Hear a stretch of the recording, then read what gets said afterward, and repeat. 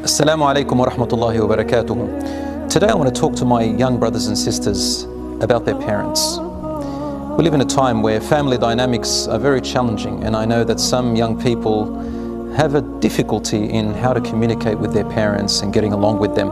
I get a lot of complaints all the time and a lot of questions about it.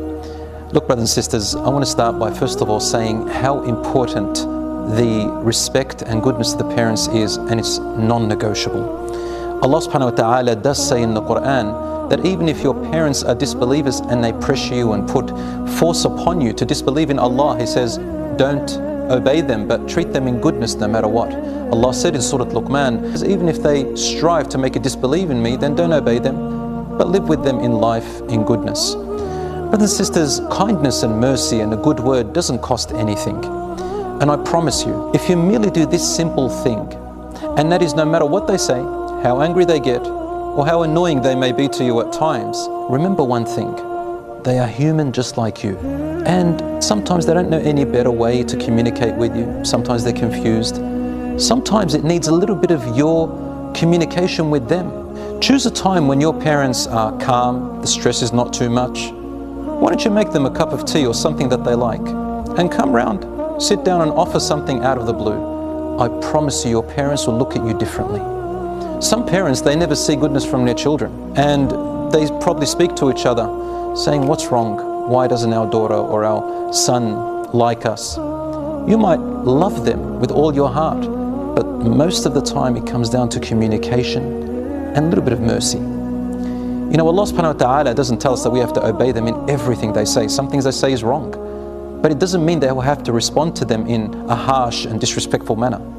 You know, at the time of the Prophet ﷺ, the companions knew what it meant, and a lot of them had disbelieving parents, good parents, bad parents, Muslim parents, believing parents, and some of them even had parents who were extremely nasty to them. Yet they knew that Allah subhanahu wa ta'ala is going to ask them even about their parents, and their parents will grow old in age and leave this world soon.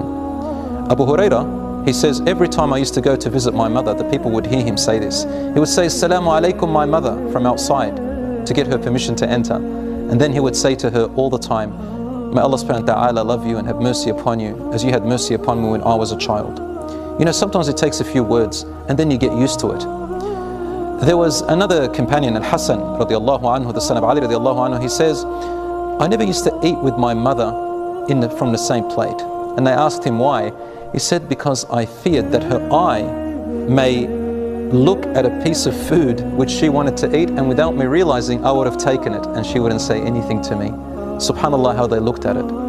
You know, brothers and sisters, the way that you talk and respond and treat your parents, one day you're going to grow up and have children of your own. And if this habit does develop, your children are going to copy you and think this is okay for me to treat my parents the way they treat my grandparents. Brothers and sisters, even if your parents are harsh, even if your parents may not have a good communication ability with you, I promise you, a little bit of niceness, a little bit of goodness, a little bit of mercy goes a long way.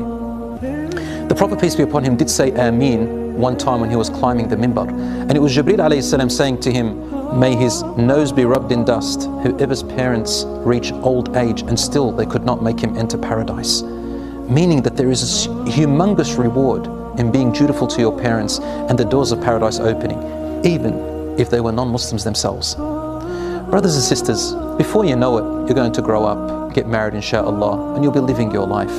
And your parents will get old and need you. Be good to them as much as you can. Make dua for them as much as you can. You know, sometimes just stopping a few of our habits can go a long way. I know a young boy who once came to me crying, saying, my mother won't talk to me. I said, why? He said, because I said to her some words out of disrespect. I said to him, go home tonight and give her a hug. He said, what if it doesn't work? I said, go and do it. The next day he came back smiling and he said to me, it worked. My mother's talking to me again. Brothers and sisters, that's all it takes, inshaAllah. A bit of mercy, a bit of kindness and compassion. And if it doesn't work, at least it's in your scale of good deeds. And at least you are a person who's growing up to be an amazing person, inshaAllah. May Allah subhanahu wa ta'ala bless our parents. And Allah subhanahu wa ta'ala always tells us, make dua for them to have mercy upon them as they had mercy upon us when we were little babies, when we were in our mother's wombs, when they were struggling and striving to feed us and make us grow. We at least owe them that. May Allah subhanahu wa ta'ala give you the strength. And may Allah subhanahu wa ta'ala assist you in communicating with your parents better. And may Allah subhanahu wa ta'ala give you the wisdom and guide us all. Ameen. Wassalamu alaikum wa rahmatullah.